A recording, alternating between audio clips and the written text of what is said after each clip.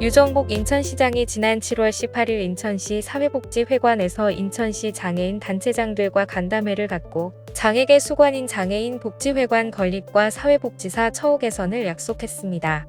이날 간담회에 참석한 위계수 인천시 장애인 단체 총연합회 회장을 비롯한 회장단은 유정복 시장에게 장애계 전반은 물론 유형별 단체가 가진 요구사항을 전달했습니다.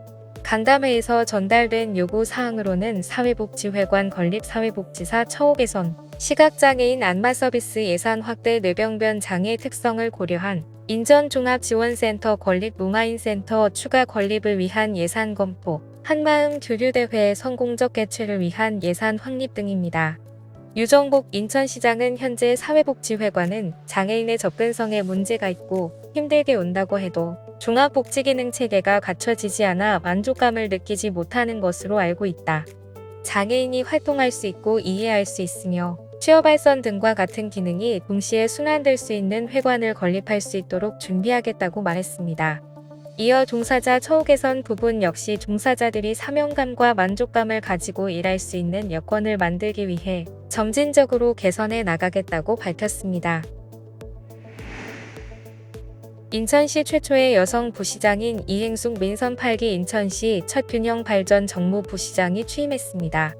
인천광역시는 7월 21일 유정복 시장이 이행숙 균형 발전 정무 부시장에게 임용장을 수여했다고 밝혔습니다. 균형 발전 정무 부시장으로 취임했지만 오는 7월 29일 조직 개편과 관련된 조례가 공포 시행되면 문화복지 정무 부시장으로 보직이 변경돼 청년 여성 복지 문화 체육 관광 소통 분야 업무를 총괄하게 됩니다. 이행숙 정무 부시장은 취임사를 통해 시민이 행복한 세계 초일류 도시 인천을 만드는데 모든 역량을 쏟아부을 각오가 되어 있다며 인천만의 강점을 충분히 활용하고 우리 모두가 원팀이 되어 최선을 다한다면 인천의 꿈이 대한민국의 미래가 될 것이라고 확신한다고 밝혔습니다. 이어 인천시 공직자들에게 적극 행정을 펼쳐줄 것, 진정성과 배려를 담아 소통해줄 것, 모든 정책의 전제는 청렴함이란 것을 잊지 말아줄 것 등 3가지를 당부드린다고 말했습니다. 7월 28일부터 대형마트에 장애인용 쇼핑카트를 비치하지 않으면 100만 원의 과태료가 부과됩니다. 보건복지부는 이 같은 내용의 장애인, 노인, 임산부 등의 편의 증진 보장에 관한 법률 시행령 일부 개정령안이 7월 19일 국무회의에서 의결됐다고 밝혔습니다. 복지부는 이와 함께 시행규칙을 개정해 장애인 쇼핑카트의 의무 비치 시설을 유통산업발전법에 따른 대형마트로 정하고 마트당 최소 3대 이상을 비치하도록 했습니다. 대형마트 측은 장애인용 쇼핑카트 보관 장소에 쇼핑카트를 반드시 비치하고 장애인용 쇼핑카트를 이용할 수 있다는 사실을 안내해야 합니다.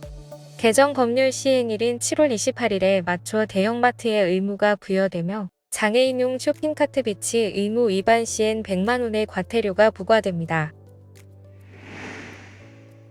행정안전부는 7월 18일부터 정부 24에서 지급 기준이 변경된 격리자 생활지원비 온라인 신청을 개시한다고 밝혔습니다. 코로나19 입원 격리자 생활지원비는 7월 11일 확진자부터 기준 중위소득 100% 이하 가구에게만 지급하는 것으로 변경됐습니다. 7월 11일 이후 격리가 시작된 확진자는 정부 24일 로그인해 보조금 24 나의 혜택 메뉴에서 맞춤 안내 조회 후 생활지원비를 신청하면 됩니다. 생활지원비 신청은 격리가 종료된 다음 날부터 90일 이내에 온라인 또는 주민센터에 방문해 신청해야 합니다. 신청에 필요한 행정정보는 관련 시스템 간 정보 연계를 통해 자동으로 채워지므로 별도의 구비 서류를 첨부하지 않아도 됩니다. 특히 소득기준 충족 여부도 시스템에서 자동 제공하므로 신청인과 주민센터 접수 공무원이 편리하게 신청 및 접수할 수 있습니다. 지금까지 장애인생활신문 편집국에서 전해드렸습니다.